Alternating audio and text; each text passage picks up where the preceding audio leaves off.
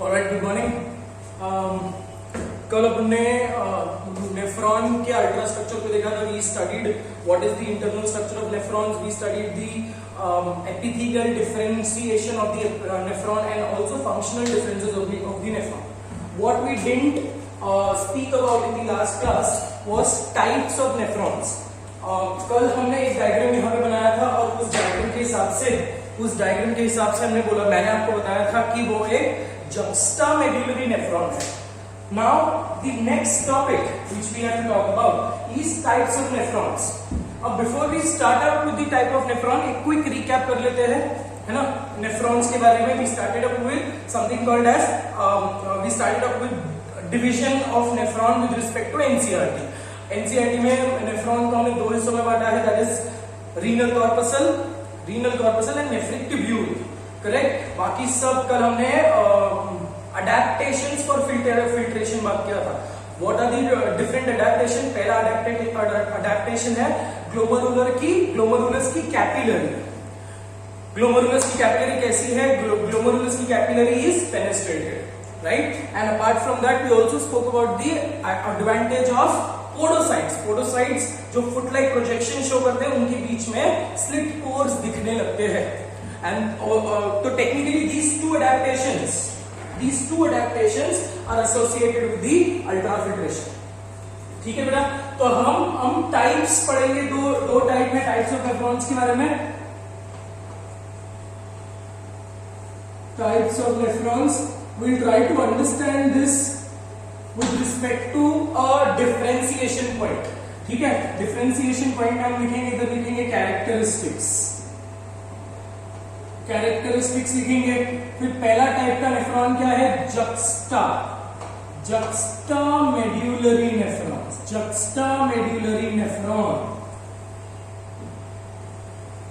ठीक है. और यहां पर हम लिखेंगे कॉर्टिकल नेफ्रॉन. देखो बेटा, कॉर्टिकल नेफ्रॉन. जक्स्टा का मतलब क्या है? Juxta refers to just next to the medulla. मतलब ये जो है इसके लिम्फोडेनी लंबे हो. Whereas cortical nephrons are those which are only seen in the cortex region of the kidney. ठीक है. So characteristics में हम लोग अभी characteristics में सबसे पहला पॉइंट लिखेंगे लोकेशन. उसके बाद दूसरा पॉइंट लिखेंगे पोजीशन. Location, position. उसके बाद लिखेंगे परसेंटेज के बाद लिखेंगे blood capillaries.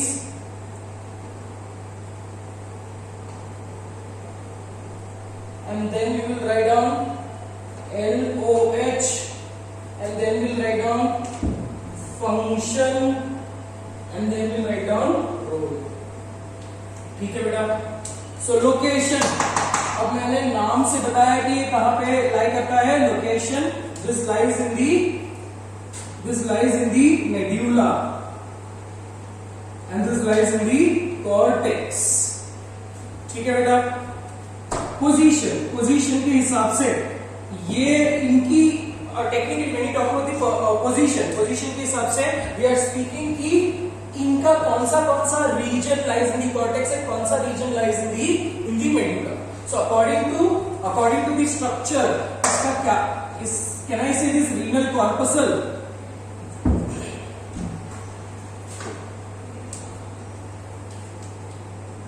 Renal corpuscle plus PCT plus DCT plus CET in cortex. ठीक है. Entire nephron in cortex. ठीक है बेटा. लोकेशन मेडुला में है. पोजीशन इसमें हमने कल ही बात किया था. ये I am not repeating it again and again. Not talking about the percentage juxtamedullary nephron is 15%, ये 85%. ठीक है. ब्लड कैपिलरीज में हम लिखेंगे पहला पॉइंट. ब्लड कैपिलरीज में लिखेंगे PTC present. PTC is peritubular particular capillary network PTC and vasa recta present. ठीक है, यहाँ पे PTC present and vasa recta absent. ठीक है बेटा. LOH के बारे में लिखेंगे. LOH इज लूप और रिले. LOH में लिखेंगे लॉन्ग LOH और यहाँ पे लिखेंगे शॉर्ट LOH. राइट. फंक्शन. ठीक है. What is the major function of this particular. ठीक है. What is the major function of this particular type of nephron. Concentration of the urine. Concentration of urine. ठीक है. इसका क्या है. Dilution of urine. Always understand this is an important statement. Function के हिसाब से अब ये पढ़ेंगे कि concentration क्यों होता है, कैसे होता है. ठीक है. So फंक्शन के हिसाब से concentration of the urine and function इसका क्या है. Dilution of the urine. इसका रोल क्या है. अगर ये concentration of the urine कर रहा है तो इसका role is osmoregulation. Excess salt को निकालना. और ये डाइल्यूशन कर रहा है तो इसका प्योर फंक्शन और रोल इज एक्सक्रीशन. ठीक है. juxtamedullary nephron and cortical nephrons, out of which for us जो भी हम लोग डिटेल में बात करेंगे वो juxtamedullary nephron, because next section में we will also have to speak about कि यूरिन कॉन्सेंट्रेटेड कभी निकलता है, यूरिन डाइल्यूट कब निकलता है. तो चीजें हमको बहुत सारी चीजें तो पता है दैट अगर वाटर इनटेक बहुत ज्यादा है तो urine will be diluted, water intake कम है तो urine will be concentrated to remove the excess salt. इतना समझा है. So that ends with the section of nephron. What we have to do is the next topic, that is juxtaglomerular apparatus. Juxtaglomerular apparatus. ये आपके notes में already given है, so I am not wasting time leaving it to copy, right? So I am erasing this much.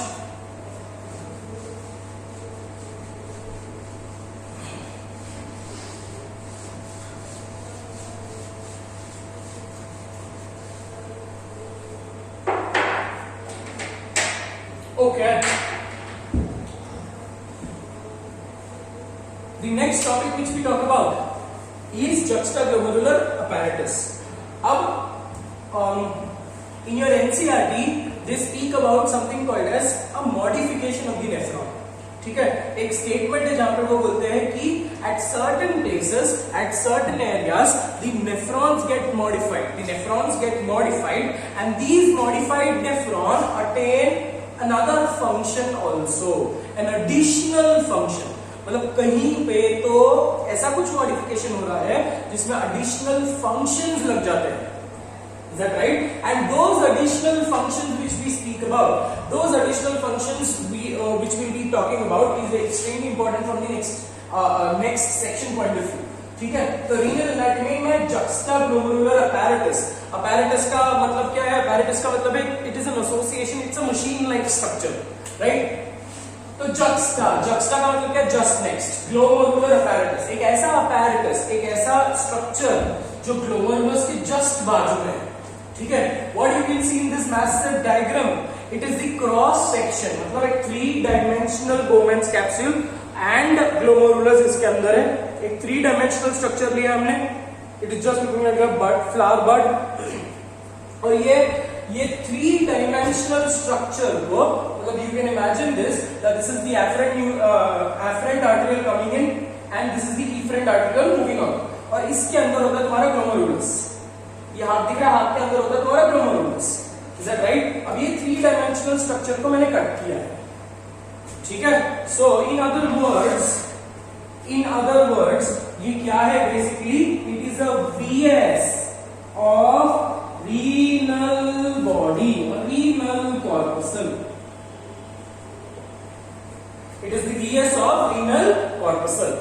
ठीक है बेटा.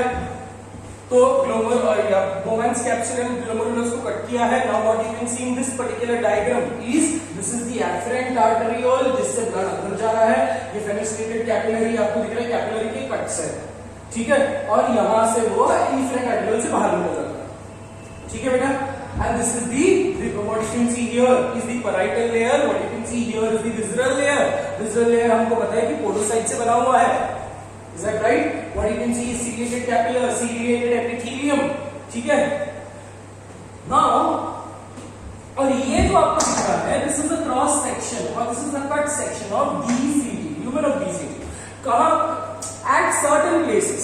जैसे कल अपने एक डायग्राम बनाया था और उस डायग्राम में ऐसा दिया था, ठीक है, वो डायग्राम ऐसा दिख रहा था शायद. वो डायग्राम में this is how it was. आप ये इमेजिन करो कि ये पीसीटी है, ये लूपर वेनले है और डीसीटी भी ऐसा ही है. इमेजिन करो, मतलब you can very well imagine this structure. ये एक रफ डायग्राम मैं बना रहा हूं यहाँ पे.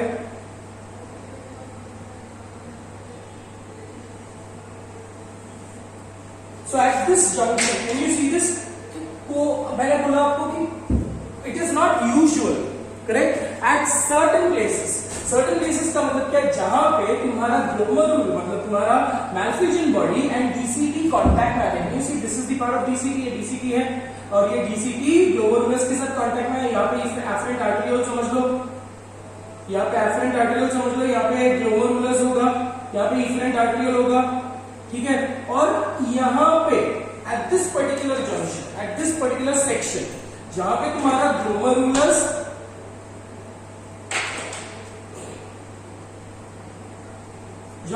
ग्लोमेरुलस और डीसीटी एक साथ आते हैं, ग्लोमेरुलस और डीसीटी एक साथ आते हैं. At certain places, this ये बनाता है तुम्हारा juxtaglomerular apparatus. Okay, it is not, again I am telling you, it is very important point. It is not an unusual thing. It is an unusual apparatus, an unusual anatomical modification. ठीक है बेटा. तो अब बात करना है कि juxtaglomerular apparatus किस चीज से बना है. It is made up of MD. MD refers to macula densa plus JGC, juxtaglomerular cells. So juxtaglomerular apparatus किससे बना है? This is the new section which you are studying. आपने ये lower standards में भी नहीं पढ़ा, ठीक है. So juxtaglomerular apparatus is made up of two type of cells, that is macula densa and juxtaglomerular cells. अब बात करते हैं कि macula densa क्या है. So JGA is made up of two type of cells. MD, that is macula densa, and the other one is juxtaglomerular cells.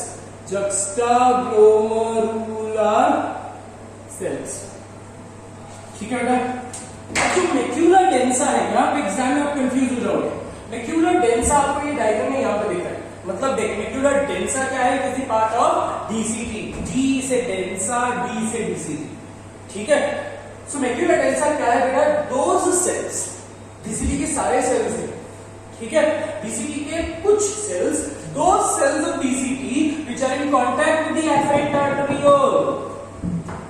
I repeat, those cells of DCT which are in contact with the afferent arteriole, ठीक है. अब afferent arteriole के contact में आने की वजह से the cytoplasm of this particular cells becomes dense, ठीक है, because of the loss of water, various factors होंगे. तो जो सेल्स afferent arteriole के कांटेक्ट में है वो सेल्स क्या हो जाते हैं? the cytoplasm becomes dense. So cuboidal cells columnar बन जाते हैं. समझ में आ गया बेटा? So again let us write it down. What is macula densa? These are the columnar cells. Columnar cells formed in DCT at the junction point, at the junction of afferent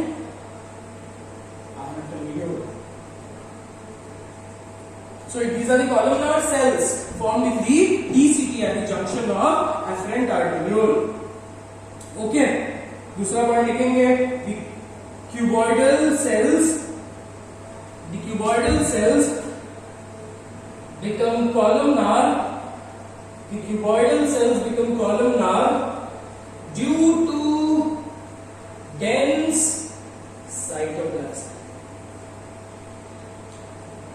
ठीक है बेटा? So macula densa is that understood? अब macula densa का function क्या है? Macula densa is only associated, specifically it is only, इसका कोई major role नहीं है, ठीक है, juxtaglomerular apparatus में कोई मेजर रोल नहीं है, वही है कि it is regulating the functioning of juxtaglomerular cells. मतलब macula densa ये सेल्स को रेगुलेट करेगा. सो इन अदर वर्ड्स इसका मेजर फंक्शन लिखेंगे हम. फंक्शन क्या है बेटा? रेगुलेटिंग और associated with JGC, juxtaglomerular cells. ठीक है बेटा? मूविंग अहेड, तो ये हो गया तुम्हारा मैक्यूला डेंसा. जब अगेन लोग बता रहा हूं, डी से डेंसा, डी से डीसीटी. जनरली एग्जाम में क्वेश्चन पूछा जाता है कि मैक्यूला डेंसा डीसीटी का पार्ट है या एफरेंट आर्टरी का पार्ट है. ठीक है, तो मैक्यूला डेंसा किसका पार्ट है बेटा? डीसीटी का part. Moving ahead, juxtaglomerular cells. अब juxtaglomerular cells क्या है? आपको यहां पे दिख रहा होगा juxtaglomerular cells. Okay, what are these juxtaglomerular cells? These are the smooth muscle cells in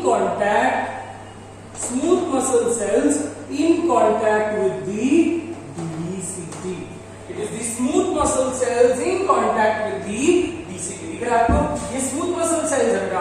अब देखो डायग्रामेटिकल व्यू में आपने नहीं, मैंने इसको क्यूबॉइडल स्ट्रक्चर में बनाया. It is just a diagrammatical view, आपके समझने के लिए बनाया है. तो देयर आर सेवरल सेल्स, इसमें एक ही सेल एक सिंगल लेयर बनाया, but there are, we already know that कि यहाँ पे सेवरल लेयर्स है. ठीक है, तो smooth muscle cells in the contact of DCT. अब ये जो स्मूथ मसल सेल्स है, जेजी सेल्स, मतलब देखो नाम बता रहा है, juxtaglomerular cells.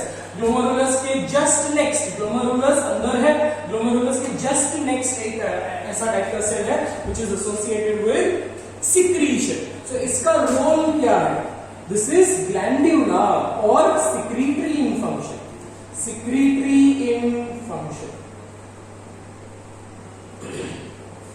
ठीक है बेटा? secretory in function. So सबसे पहला हार्मोन जो वो सिक्रीट करता है, सबसे पहला हार्मोन इज रेनिन. अब यहां पे renin is very importantly written as RENIN. अगर RE बिकॉज एग्जाम में ये क्वेश्चन आ सकता है. ऑप्शन में वो RENIN और RENNIN, एक रेनिन विद डबल एन, एक renin with single N. Double N वाला renin is in the chapter called as digestion. ठीक है, ये वाला renin is a hormone, that renin is a enzyme, this renin is a hormone. Again making you a disclaimer, ये question अगर exam में आया और आप अगर गलत करते हो, then you will have it from me. ठीक है, स्पेसिफिकली मैं पहले ही बता रहा हूं, जो चीजें बोल रहा हूं कि ये क्वेश्चन एग्जाम में आ सकता है, वो आएगा. और I really don't want people taking my words for granted. ठीक है, आपको ये कंफ्यूजन अभी ही क्लियर करना है that RENIN is a hormone. ठीक है, तो रेनिन का फंक्शन में बात करेंगे. Renin is associated with RAS system. ठीक है, एसोसिएटेड विद RAS. अब RAS क्या होता है चैप्टर के एंड में पढ़ेंगे. ठीक है, second hormone which it produces is erythropoietin. दुनिया जानती है, कायनात जानती है, what is erythropoietin. We have already done this particular section. What is erythropoietin? It is a hormone associated with increased RBC formation, increased erythropoiesis. तीसरा hormone जो वो बनाता है that is called as calcitriol. Calcitriol is active form of vitamin D. ठीक है बेटा, चलो diagram में लिख लेते हैं. डायग्राम में लिख लेते हैं। मैक्यूला डेंसा आपको समझ गया, macula densa are those cells which are in contact with the afferent arteriole, those cells which are in contact with the afferent arteriole।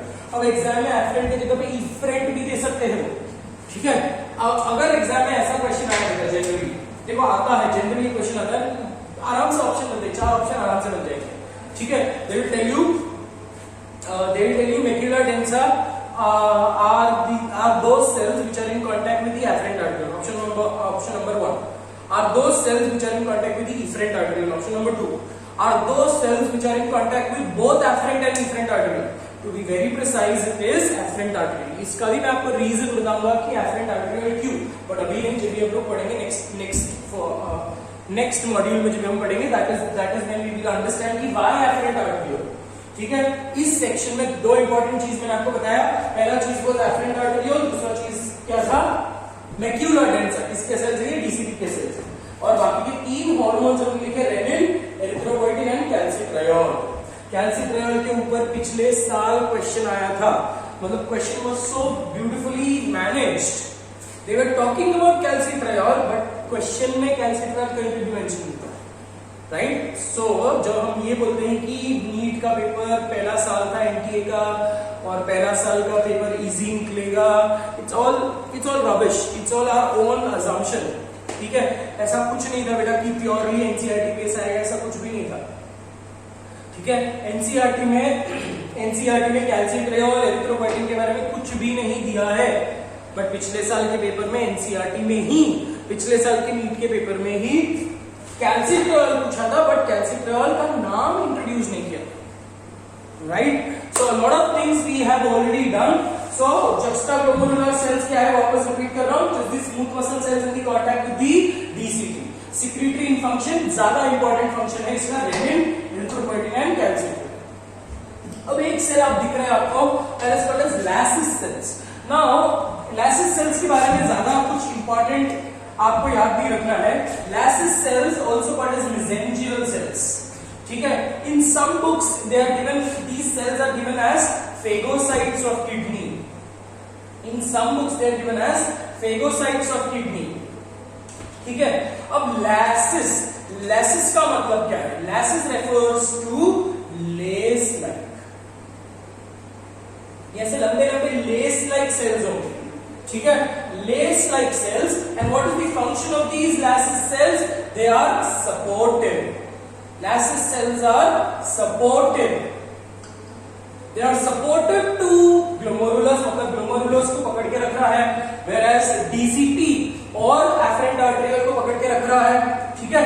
so these are Lassus cells, not the part of juxtaglomerular, no, they are not the part of juxtaglomerular cells, but they are an accessory cells, ठीक है।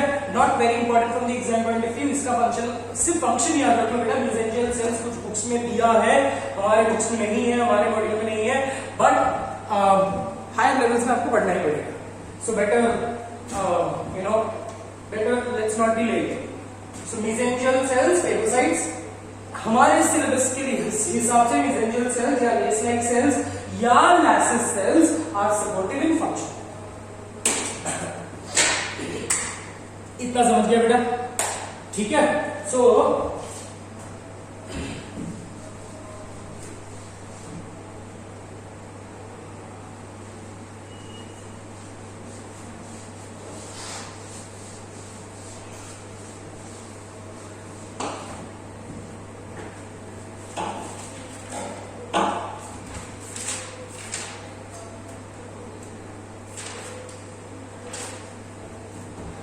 all right, so we'll take one last topic for today, for today's lecture। बहुत छोटा lecture हो जाता है ना, and I am deliberately